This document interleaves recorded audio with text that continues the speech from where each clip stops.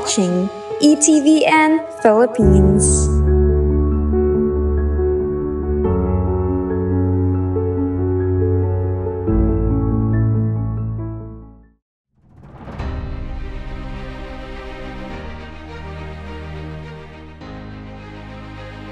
Yung tinukoy kong Iglesia ni Cristo 1914, tanungin nyo kailan sila itinatag, kailan sumulpot yung kanilang grupo.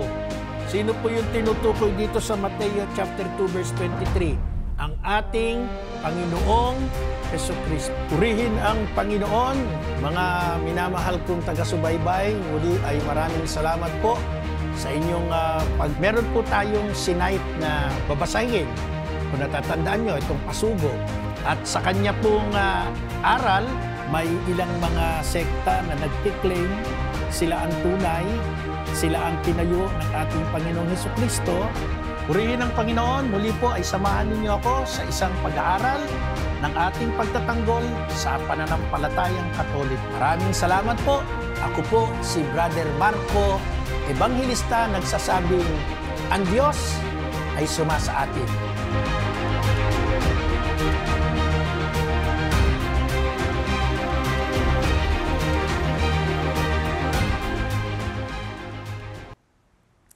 Purihin ang Panginoon, isang mapagpalang pagsubaybay po sa ating programang Defend the Faith dito po sa Emmanuel TV Network. Ako po si Brother Marcos, si Ebanghilista.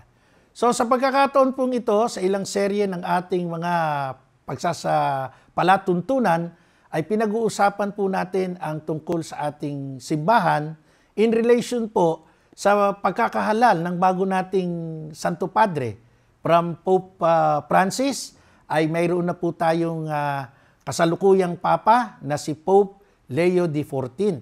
So, nung pong mamatay si Pope Francis, may ilang mga simbahan na parang nagsabi na, nako, na ano na ngayon ng simbahang Katoliko? Sino kaya ang susunod? Ano kaya ang susunod na Papa? Saan kaya ang lahi? Anong bansa? No? So, iniisip nila na parang end of the world na ng simbahan. Pero nagkamali po sila. Sapagkat ang simbahan ni Jesus, 2,000 years ago, talaga naman pong hindi matitinag dahil well-guided po. Pinangako po yan ng ating Panginoon. No? Ito po ay kaugnay nung nakaraan nating palatuntunan. Ang simbahan ni Jesus, kanyang pinangakuan, nasasamahan niya hanggang sa katapusan ng sanlibutan. Now, meron pong katangian ng simbahan na ito ni Jesus. At ito po, 4. Pero magbigay po tayo ng pagdidiin sa kanyang isang katangian na ito ay apostoliko. Di ba? Tayo yung nagkiklaim ng simbahan na one, holy, and Catholic, apostolic. So yung apostolikong simbahan, dapat bilang Katoliko, well-known tayo. Ang simbahan natin is Apostolic Church. Di ba? Doon sa ating credo, pagka misa, nire-recite natin yan. Sumasampalataya ako sa Santa Iglesia Katolika. Itong Santa Iglesia Katolikang ito, sa kasama ng mga banal, apostolika po ito . Ngayon, ano po ang batayan natin sa Bible para i-claim na ito'y apostolic church? Pag tiningnan po natin sa Efeso, sa bahagi po ng Efeso, chapter 2, verse 20, ay ganito po ang ating maliwanag na mababasa. Ang sabi po ng Biblia, Efeso chapter 2, verse 20. Kayo'y itinayo rin sa saligan ng mga apostol at mga propeta na ang batong panulukan ay si Kristo Jesus. Ano daw po ang simbahan ni Jesus? Itinayo sa saligan, pilar, pundasyon ng ano? Ng mga apostol. Ano ba ang ebidensya, Brother Marco, na ang Roman Catholic ngayon ay talagang apostolic na simbahan? Alam mo ninyo, pag bumalik tayo sa kasaysayan, madali nating matumbok. Halimbawa na lang, bibigyan natin ng simpleng example. Ang Pangulo natin ngayon sa Republika ng Pilipinas ay si Ferdinand Romualdez Marcos Jr. Paano natin matutumbok na mula kay Ferdinand Marcos Jr. si Emilio Aguinaldo, ang unang Pangulo? Babalikan po natin yung link. From Bongbong Marcos, pag umurong tayo, si Rodrigo Roa Duterte. Pag umurong tayo, si si Pinoy ba o si Gloria? So gano'n hindi ko masyadong kabisado yung pagkakasunod-sunod nila. Hanggang makarating tayo kay Emilio Aguinaldo. Mahirap kasing matandaan yon. Paano ang Roman Catholic Church? Ito po ang ebidensya. Ang simbahang Katolika po ay merong link. At ang link po, 267. Ayan po, nakikita nyo sa video. Magmula po kay St. Peter, St. Linus. Pag tinumbok nyo po hanggang sa dulo, ay makikita ninyo si Pope Leo XIV. Pang-ilan? 267 po sa talaan ng mga papa. At ito po ay walang patlang. Ito po'y recorded. Ngayon, kung kayo'y nagdududa, pwede ho kayong tumingin sa sarili nyong pagre-research, sa mga encyclopedia, kahit po sa paborito nating Google ngayon, o kung anumang mga application na makakapag-research kayo. Hindi po pwedeng magsinungaling ang kasaysayan, hindi po pwedeng magsinungaling ang record na mula kay St. Peter hanggang sa kasalukuyang Pope. Dito, wala pa dito si Pope Leo XIV dahil bagong upo. Ang nakalagay pa dito si Pope Francis. Hindi ho tayo maliligaw. Yan nga ho ang lagi kong sinasabi. Paano mo malalaman ang katotohanan? Puntahan niyo po ang kasaysayan. Sapagat nasa kasaysayan po, makikita natin yung kasalukuyan. No? Ngayon, pag hindi mo tinanggap ang kasaysayan ng nakaraan, hindi ka po makararating sa kasalukuyan. Yan ho ang isang katotohanan. Kaya nga lagi kong inihahalimbawa sino ba ang nakaupo ngayon sa panahon ninyo? Ay di ibalik nang ninyo. No? Kumbaga sa tape, magre-rewind lang kayo, matutumbok niyo po ang katotohanan doon. So mga minamahal kong taga-subaybay, ang simbahan na kasalukuyang umiiral ngayon ay may katangian. At ang katangian niya ay ang pagiging apostoliko. Itinayo sa saligan ng mga apostol. Efeso chapter 2 verse 20. Bilang karagdagan pa po, sa bahagi po ng aklat ng Gawa, chapter 1 verse 8. Sa aklat po ng Gawa ng mga apostol, chapter 1 verse 8 ay ganito po ang sabi, ngunit bibigyan kayo ng kapangyarihan pagbaba sa inyo ng Espiritu Santo at kayo'y magiging mga saksi ko sa Jerusalem, sa buong Judea at Samaria at hanggang sa dulo ng daigdig. Ito pong simbahang apostolika, tinayo ng Diyos ng Panginoong Yesus sa saligan ng mga apostol, ay lalaganap hanggang sa kaduluduluhan ng daigdig. Kaya nga kung inyong mapapansin, noon pong papal inauguration, sino po ba ang mga sumaksi? Di po ba ang buong mundo ay nagpadala ng mga kanilang mga delegado doon po sa Vatican upang sumaksi sa pagtatalaga ni Pope Leo XIV? Sa katunayan po, mapapanood po natin sa mga national television network na maging ang mga kaharian, ang mga royals, si King Felipe at King Sofia ng Espanya, nakita natin, nag-bow down pa, nagbigay galang kay Pope Leo XIV. Ito po yung mga katangi-tanging mga palatandaan na ang simbahang ito is not an ordinary church. Look at the founder, si Jesus. At sino ang kanyang kahalili? Yung ating kasalukuyang Santo Papa. Ang ating Panginoong Yesus, ang tinatawag nating invisible head, hindi nakikita. At ang Santo Papa, ang tinatawag na visible head of the church.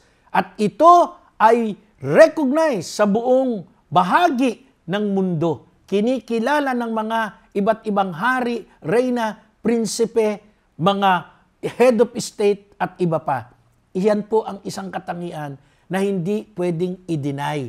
Yan po ang isang palatandaan na ito ang simbahang itinayo ni Jesus sa panulukan ng mga apostol. Kaya po mga ginigiliw kong taga-subaybay, sa atin pong pananampalataya, Catechism of the Catholic Church, number 858, ang sabi po sa misyon ng mga apostol. Hayaan po ninyong basahin ko sa inyo. Si Jesus ay sinugo ng Ama mula pa sa kanyang ministeryo. Tinawag na mga naibigan niya at pumili ng 12 upang makasama niya sa mautusang mangaral. Nakalagay po ito sa Marcos chapter 3 verse 13 to 14. Mula noon, sila ay magiging sinugo.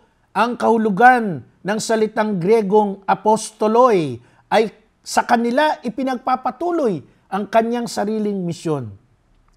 Kung paanong sinugo ako ng Ama, gayon din sinusugo ko kayo. Ito po yung binitawang salita ni Jesus sa John chapter 20 verse 21. At sinasabi po na kaya nga ang kanilang paglilingkod ay magpapatuloy sa misyon ni Kristo. Ang tumatanggap sa inyo ay tumatanggap sa akin. Yan po ang sinabi ng Panginoong Yesus sa kanyang mga isinugo ang 12 apostol. Nakasulat po sa Mateo chapter 10 verse 40 at sa Lucas chapter 10 verse 16. Kaya po sa ating pananampalataya, yamang sila'y kasama ni Jesus sa kanyang misyon. Tinanggap po nila ang lahat ng mga paghihirap. Tinanggap po nila ang lahat ng mga pag-uusig. Tinanggap po nila hanggang ang pinakamapait na kamatayan.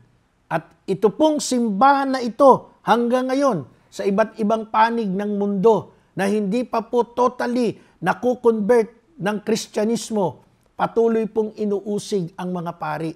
Sa katunayan po sa isang bansa, nito lamang nakararaan, ay meron na namang ilang pari na binaril, pinatay, inambush. Bakit? Sapagkat patuloy silang nagmimisyon, dala-dala ang ating Panginoong Hesukristo. Kaya ho ang simbahang ito'y apostolika at ang palatandaan ay ang mga pag-uusig. Magbanggit po kayo sa akin ng simbahan ngayon na inuusig katulad ng mga nangyayari sa ating mga kaparian. Pinapatay po, dinudukot, pinahihirapan. So mga ginigiliw na taga-subaybay, ang simbahan na umiiral ngayon sa atin ay apostoliko. Sa katungkulang ibinigay ng Panginoon sa mga apostol, sila po'y may pananaw na ito po ay maisasalin sa pamamagitan po ng sakramento ng banal na orden.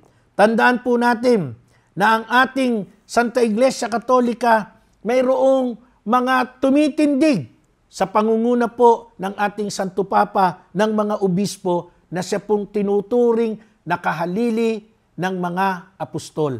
Sabi po ng ating Catechism of the Catholic Church number 861, upang ipagpatuloy pagkaraan ng kanilang kamatayan, ang misyong ipinagkatiwala sa kanila, inatasan ng mga apostol sa paraan ng isang uri ng testamento ang kanilang mga kasama, lalong mapalapit na tapusin at pag-isahin ang gawaing kanilang sinimulan. Inihabilin sa kanila na ingatan ang buong kawan na ipinagkaloob sa kanila ng Espiritu Santo bilang pastol ng Iglesia ng Diyos. Kaya humirang sila sa ganitong paraan ng ilang lalaki at ipinag-utos na pagkamatay nila ay pumili din ng ibang lalaking matuwid na hahalili sa kanila sa ministeryo. Kaya ho hindi nalalagot ang ating link mula po kay Saint Peter hanggang kay Pope Leo XIV sapagkat pakaraan pong mamatay ang tagapamuno, ito po ay agarang napapalitan. At sa katunayan, naging pamilyar na sa atin yung conclave, ibig sabihin nun, yung College of Cardinals, agad-agad ay nagtipon upang magkaroon ng kahalili ang yumaong si Pope Francis, kung saan po after lamang ng ilang araw or 2 days yata or 3 days ay naitanghal ang bagong pinuno ng Santa Iglesia, walang iba kundi sa katauhan ni Cardinal Robert Provost na ngayon ay tinawag nating Pope Leo XIV. So mga ginigiliw, upang hindi po tayo maligaw, kilalanin po ninyo ang kinaaaniban ninyong simbahan. Ito po ba'y tunay? Ito po ba'y apostolika? Ano ang ebidensya? tingnan ho ninyo ang kasaysayan ng inyong mga pinuno. Tingnan ninyo sa present, iurong ninyo hanggang dun sa nakaraan. At kung ito po ay malalagot sa loob lamang ng 100 taon or more than 100 years, may question na po. Not like sa Roman Catholic Church, mula sa 2025 na taon, pag ibinalik natin ng 33 AD, makikita po natin na ito ang simbahang itinayo ng ating Panginoong Hesukristo. Hindi makapananaig sa Kanya kahit ang kapangyarihan ng kamatayan. Muli po, sa masusing pag-aaral, maging matalino po tayo upang hindi po tayo maakay ng mga bulaang tagapagturo at upang hindi po tayo tumalikod sa simbahang itinayo ng ating Panginoong Hesukristo. Salamat po sa inyong pagsama hanggang sa mga susunod po nating pagtatanghal. Ako po muli, si Brother Marco Evangelista na laging nagpapaalala, ang Diyos ay sumasa atin, Emmanuel.